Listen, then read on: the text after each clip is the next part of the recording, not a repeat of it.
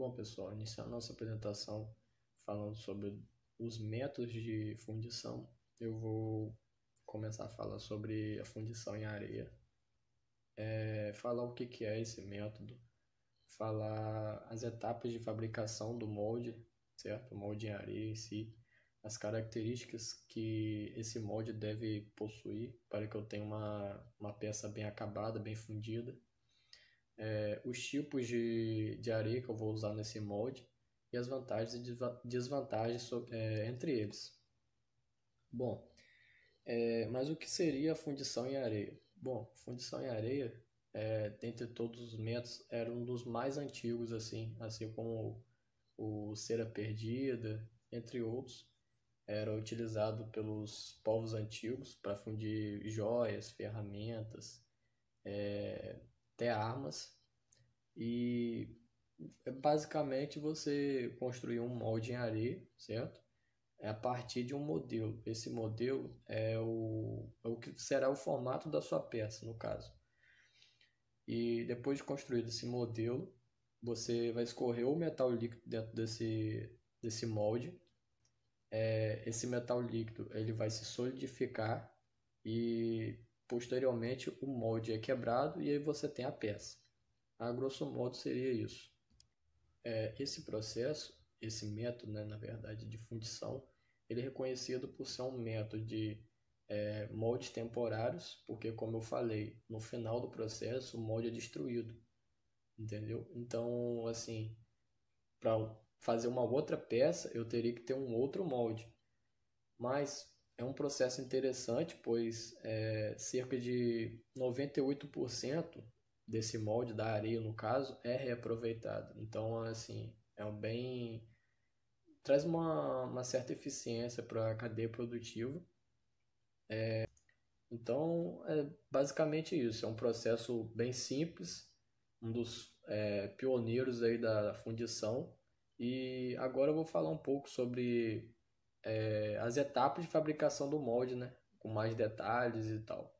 Vou passar o slide. Bom, esse processo vai ocorrer em caixas, certo? É uma fundição, conhecida também como fundição em caixa, fundição em areia, fundição em caixa. Chamada caixas de moldagem, certo? E no caso são duas, uma caixa fundo e a outra caixa é a caixa tampa, que eu vou falar mais à frente.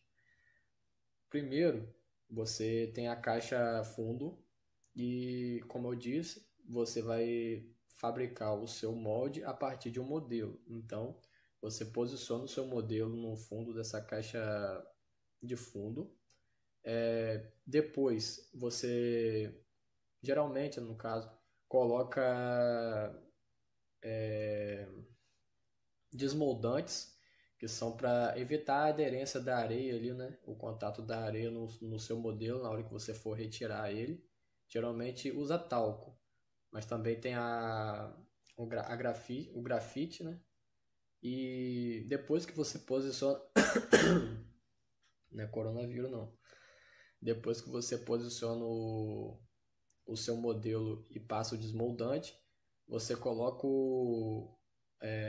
enche de areia a caixa, né? E vai compactando ela, certo? Você pode compactar manualmente ou com marteletes automáticos. Depois de compactar a caixa, eu vou virar essa caixa fundo de forma que o meu modelo ele fica na parte superior, como está mostrando ilustrado aí na imagem. Deixa eu passar aqui. Beleza. Em outra etapa, você tem a caixa tampa. Essa caixa tampa você vai posicionar lá o seu maçalote e o canal de vazamento, que por onde vai escoar o metal líquido. Esse maçalote é o seguinte, para que ele serve? Nós sabemos que assim, quando o metal líquido ele vai se solidificar lá dentro do meu molde, ele vai ser, como é que eu posso dizer? Ele vai contrair, certo?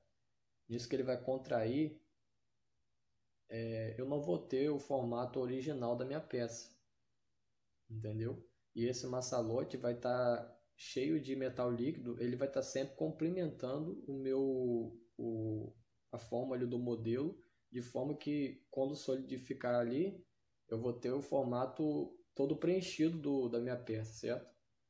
Se eu não tivesse o maçalote, vamos supor, se eu não, quando fosse coar o metal líquido, ia faltar uma parte da peça, vamos dizer assim.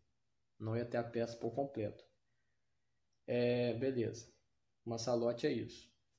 E aí, em uma outra etapa, o maçalote, no caso, e o canal de vazamento, eles são retirados de forma a formar um vazio ali no seu molde.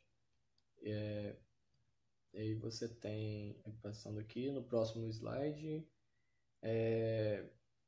você retira a caixa tampa, e aí você, na caixa fundo, como eu falei lá no início, que a caixa fundo você vai girar ela de forma que o seu modelo fique na parte superior, é justamente porque depois você vai retirar esse modelo, entendeu? Porque é só para ele fazer o formato ali da peça. Aí você, como está ilustrado na imagem aí, você abre um canalzinho de entrada também, um canal de distribuição, na verdade, porque na medida que você vai escoar o seu metal líquido, ele tem que se distribuir, né, por todo o molde. Beleza. E depois de tudo, você retirou o modelo, você coloca a caixa tampa novamente, e aí você vai ter todo esse formatozinho que está aparecendo aí na imagem aí. E se tiver necessidade, né, de posicionar os machos, você vai colocar nessa etapa. Os machos, no caso, vão servir para, por exemplo, se sua peça tem algum furo, algum vazio, algum entranhe ou algo do tipo assim, você vai posicionar o macho, porque na hora que o metal líquido for escoar para dentro do seu molde, aquele local ali onde está o macho não vai ser preenchido, entendeu? Vai ficar o macho ali posicionado, na verdade. E aí depois que tudo solidificar ali, se você escoou o metal líquido, o seu molde ali tiver todo pronto, solidificou, você vai quebrar o molde, certo? E vai quebrar o macho também. E aí você vai ter o vazio ou o seu furo, no caso que for. Não vai ter preenchido de metal líquido. E com isso você acaba terminando a sua etapa de fundição. A sua peça vai estar pronta, só que posteriormente ela vai precisar passar por alguns processos de usinagem, entendeu? Processo de limpeza, etc. Mas aí a etapa de fundição termina aí. Bom, então é isso. E eu vou mostrar agora no próximo slide um videozinho mostrando mais ou menos como que funciona essa parte da moldagem, essa criação do molde aí a partir do modelo. Vou passar aqui para vocês.